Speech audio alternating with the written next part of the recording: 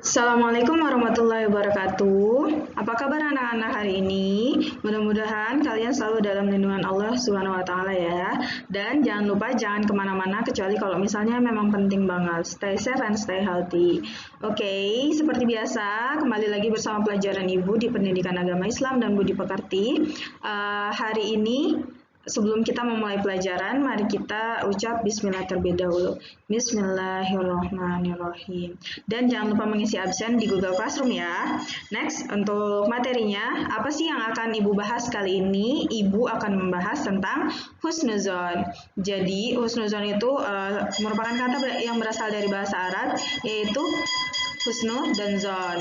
Zon di sini artinya prasangka baik dan prasangka dan husnu itu baik. Maaf Ibu tadi salah. Jadi husnuzon itu artinya prasangka baik. Mungkin kalian udah sering dengar kali ya istilah husnuzon. Kamu yang husnuzon dong, misalnya kayak gitu. Apa sih lawan katanya lebih sering diucapin nih sama kalian? Suuzon. Iya benar banget. Jadi mungkin kalian sering bilang ke teman kalian, kamu jangan suuzon dong sama aku, kan kamu nggak tahu aku kayak gimana. Jadi suuzon itu artinya berprasangka buruk, lawan kata dari husnuzon itu sendiri. Oke, apa sih yang bakal kita pelajarin hari ini? What are we going to learn today? Jadi kita akan membahas tentang surat Al-Hujurat ayat 12, hadis terkait, husnuzon dan implementasinya, dan ada beberapa poin yang akan Ibu sampaikan. Jadi di surat Al-Hujurat ayat 12 ini menjelaskan tentang husnuzon itu sendiri. Iya, untuk yang pertama yaitu Al-Hujurat ayat 12 dan hadis terkait, silakan kalian dengarkan terlebih dahulu ayatnya, kemudian nanti Ibu akan bahas terkait dengan hadisnya ya. يا أيها الذين آمنوا اجتنبوا كثيرا من الظن إن بعض الظن إثم ولا تجسسوا ولا يغتب بعضكم بعضا أيحب أحدكم أن يأكل لحم أخيه ميتا فكرهتموه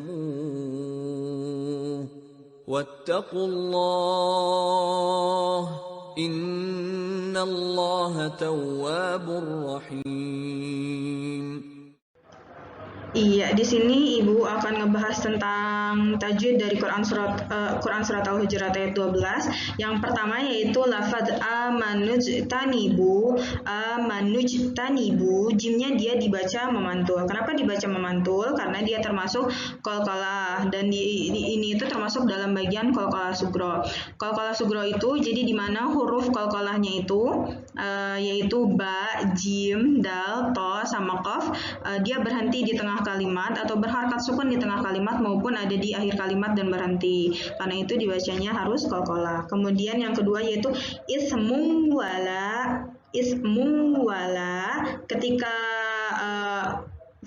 hukum tanwin, domah tanwin dia berhuruf dengan wawu, dia dibacanya agak berdengung. Ismun wala, dan itu tuh hukum bacanya disebut dengan idgham biguna. Kemudian yang terakhir yaitu yaghtab ba'dukum,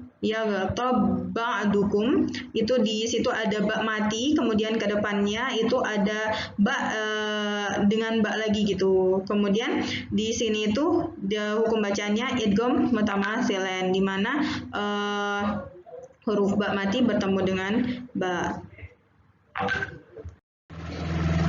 Apa sih asbabun nuzul dari surat Al-Hujurat ayat 12 ini? Jadi, waktu itu menurut Ibnu Munzir dan Ibnu Juraji, ayat ini turun berkaitan dengan kebiasaan Salman Al-Farisi yang makan lalu tidur dengan mendengkur. Riwayat lain ia juga maksudnya buang air kayak misalnya kentut gitu dan sebagainya gitu ya. Kemudian sebagian orang membicarakannya, maka turunlah ayat ini yang melarang umat Islam untuk menggunjing dan mengumpat. Kemudian next slide. Di sini Ibu mengambil salah satu hadis tentang husnuzon. Ibu bacakan. Haddatsana Bishr bin Muhammad akhbarana Abdullah akhbarana Ma'mar an Hammam bin Munabbih an Abi Hurairah an Nabi sallallahu alaihi wasallam qala iyyakum wadhanna fa inna dhanna akdzabul hadisi wa la tahassasu wa la tajassasu wa la tahasadu wa la tadabaru wa la tabaghadu wa kunu ibadallahi ikhwana, yang artinya telah menceritakan kepada kami Bishr bin Muhammad, telah mengabarkan kepada kami Abdullah, telah mengabarkan kepada kami Ma'mar dari Hammam bin Munabbih dari Abu Hurairah dari Nabi Muhammad sallallahu alaihi wasallam, beliau bersabda, jauhilah prasangka buruk, karena prasangka buruk adalah ucapan yang paling dusta. Janganlah kalian saling mendiamkan, janganlah suka mencari-cari isu, saling mendengki, saling membelakangi, serta saling membenci, tetapi jadilah kalian hamba-hamba Allah yang bersaudara. Iya, setelah kalian tadi lihat surat Al-Hujurat ayat 12 dan hadis terkait husnuzon, di sini Ibu akan membahas tentang kandungan ayat dan hadis yang tadi sudah kita lihat dan kita baca ya. Yang pertama yaitu anjuran agar umat muslim memiliki akhlak terpuji, yaitu husnuzon. Dianjurkan banget nih ya bagi teman-teman, jangan sering-sering seuzon sama temennya gitu. Misalnya ngelihat temennya punya ballpoint baru, paling juga dia mah dapat nyolong gitu, nggak boleh, itu namanya seuzon gitu kan. Dan usahakan selalu husnuzon. Mungkin dia lagi dapat rezeki terus kemudian beli ballpoint baru gitu kan. Julid banget sih kalian sampai ballpoint aja gitu diseuzonin. Terus kemudian husnuzon banyak memiliki dampak positif, salah satunya menata pranata sosial. Maksud dari kalimat ini itu, kalau misalnya kalian berhusnuzon nih ke lingkungan sekitar kalian, ke teman kalian, ke tetangga kalian gitu, kalian selalu berprasangka baik, nggak julid, nggak sering ngegibah, nggak sering ngefitnah gitu, itu tuh bakalan tercipta suasana lingkungan yang harmonis gitu. Hubungan kalian dengan tetangga kalian, dengan teman kalian, itu tuh akan selalu harmonis, nggak akan ada istilahnya yang ngejulit-julitin, ibu-ibu julid yang kayak gitu, insya Allah nggak ada kalau misalnya kalian selalu berhusnuzon. Kemudian suuzon harus dijauhi, iya seperti yang tadi ibu udah bilang, kalau misalnya kalian itu harus jauh-jauh banget dari suuzon. Kenapa sih bu gitu, kan kita juga boleh dong punya kebebasan untuk menilai orang lain, ya bukan kayak gitu juga, kalian memang memiliki kebebasan untuk menilai orang lain, tapi selalu pastikan kalau misalnya itu tuh bukan menilai dalam hal yang buruk gitu, karena suuzon itu malah jatuhnya mengantarkan kepada perkelahian. Kalian malah jadi tahu-taunya malah ngemusuhin orang itu, padahal kalian nggak tahu sebenarnya orang itu tuh kayak gimana, kayak gitu, misalnya kayak gitu. Suuzon dapat menyebabkan perilaku tidak terpuji lain seperti menggunjing, membuka aib dan lain-lain. Seperti yang ibu bilang tadi ya, kalau misalnya kebanyakan suuzon nih gitu, kalian tuh bakal sering menggunjing, membuka aib, gibah, fitnah dan sebagainya, itu tek-tek bengek yang biasanya dilakuin sama ibu-ibu depan gerobak sayur gitu. Kalian nggak suka kan kalau misalnya dijulitin sama tetangga gitu kan? Kalau misalnya kalian lagi boncengan sama teman terus sama tetangga kayak yang, iya kok anak cewek boncengan sama cowok gitu. Padahal siapa tahu itu sepupu kalian, siapa tahu itu saudara kalian, nggak enak kan kalau misalnya dia seuzonin. Karena itu kita juga nggak boleh seuzon sama orang lain. Kemudian ayat ini mengukuhkan prinsip praduga tidak bersalah. Jadi kalau misalnya kita tuh ngelihat orang lain tuh pakai prinsip praduga tidak bersalah dulu, kayak yang di kasus-kasus kriminal atau persidangan, ada prinsip praduga tidak bersalah. Ada kemungkinan bukan orang tersebut tidak seperti itu. Ada kemungkinan orang tersebut tidak berbuat seperti itu. Jadi kalian harus berpikir positif dulu supaya tidak mengantarkan kepada yang berpikir negatif sehingga jadilah suuzon gitu.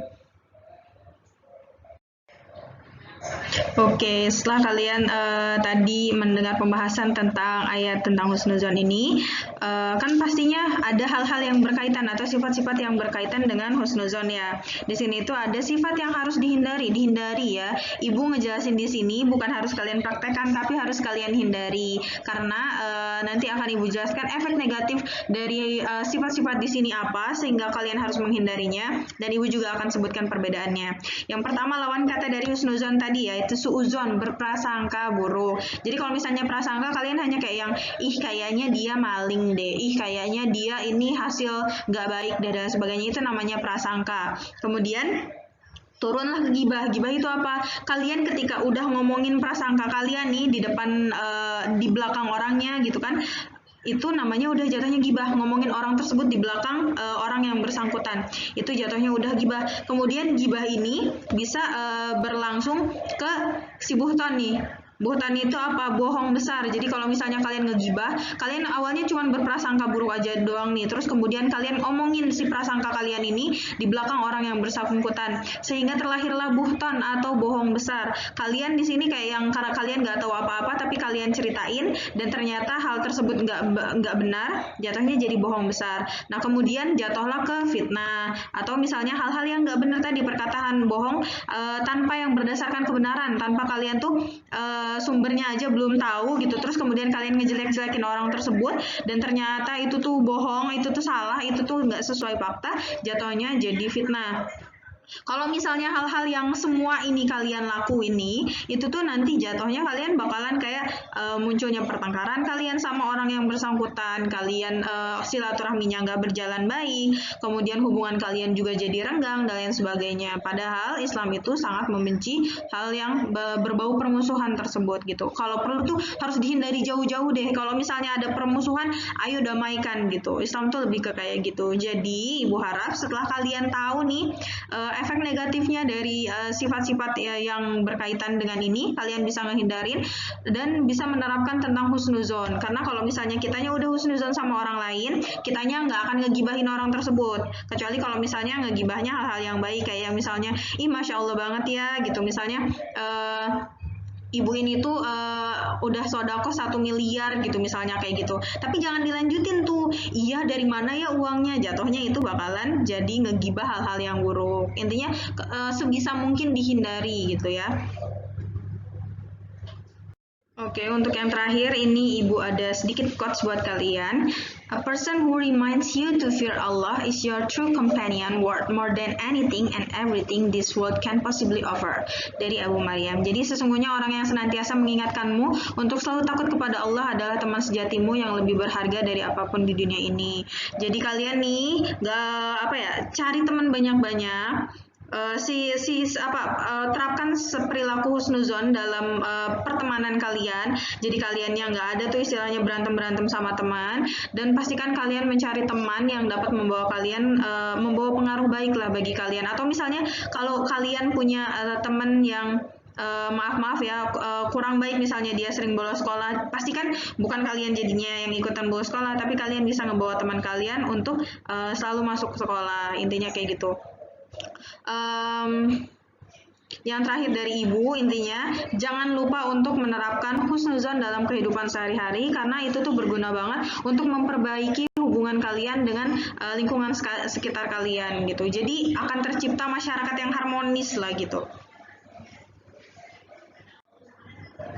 Oke, mungkin sekian dari Ibu. Mudah-mudahan apa yang Ibu jelaskan tadi bisa bermanfaat.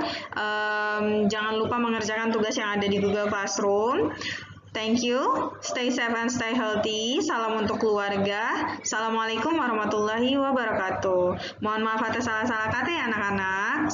Insya Allah kita akan berjumpa di materi selanjutnya di minggu depan.